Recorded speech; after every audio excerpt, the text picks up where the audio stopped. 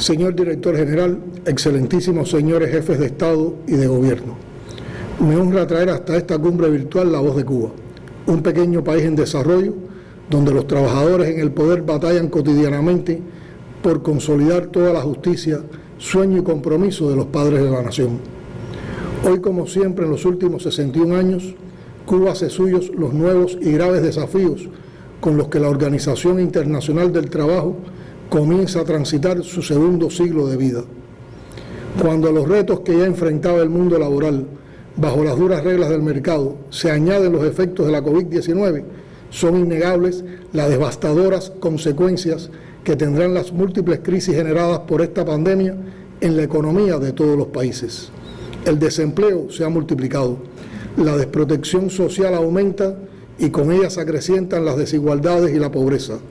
Pero no debemos engañarnos.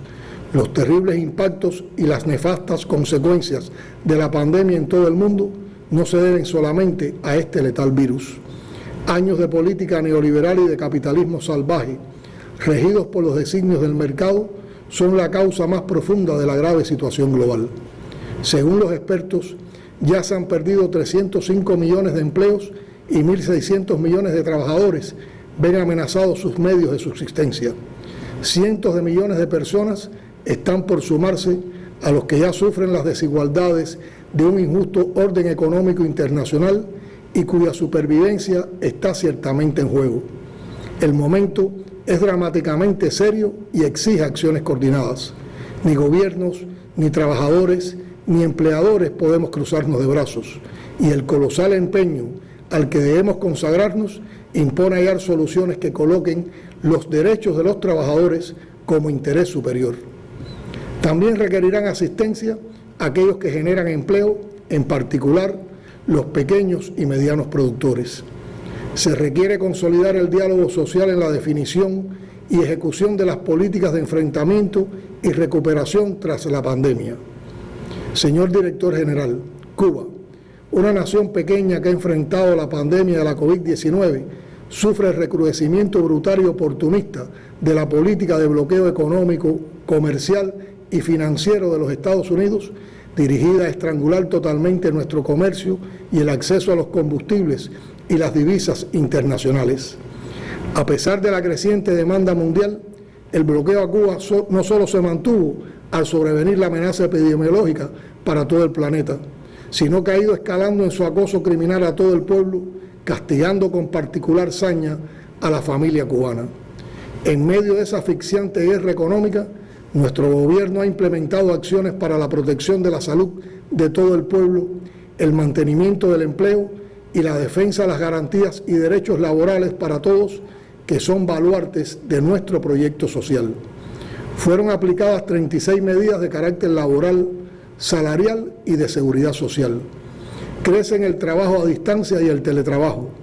Se reubicaron en otros puestos y se ampliaron las garantías salariales a trabajadores que se encuentran en sus casas al cuidado de hijos menores, de adultos mayores y personas en condiciones de fragilidad de salud o que no fue posible reubicar. Se exoneró del pago de impuestos a más de 240.000 obreros del sector no estatal. Se mantuvo el pago de las pensiones y los trabajadores sociales prestan atención especial a las familias que lo requieren, entre otras acciones. Nadie quedó desamparado. Existen condiciones para iniciar los procesos de recuperación y el camino hacia la nueva normalidad sobre la base de la más amplia participación del pueblo en el proceso de toma de decisiones. Señor Director General, resultan hoy más necesarias que nunca la cooperación y la solidaridad internacional. Nada vale tanto como la vida de una persona.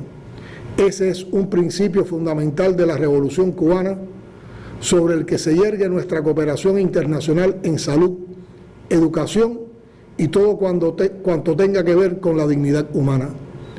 Por eso rechazamos, condenamos y repudiamos del modo más enfático todas las medidas coercitivas unilaterales que se imponen a naciones soberanas como Cuba, Venezuela y otras que hoy sufren el más cruel y masivo de los castigos por elegir un sistema político social diferente al de los poderes económicos dominantes.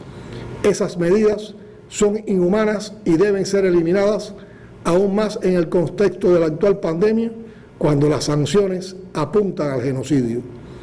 La Organización Internacional del Trabajo, con una amplia obra en favor de la justicia social, la promoción del empleo digno y la protección de los derechos de los trabajadores, puede contribuir, dentro de su mandato, a ayudar al mundo del trabajo a dejar atrás la crisis causada por la COVID-19.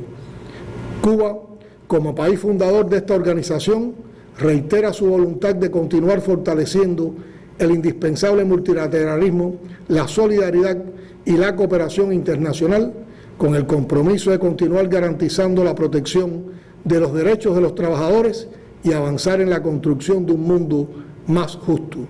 El trabajo es un valor y un derecho sagrado.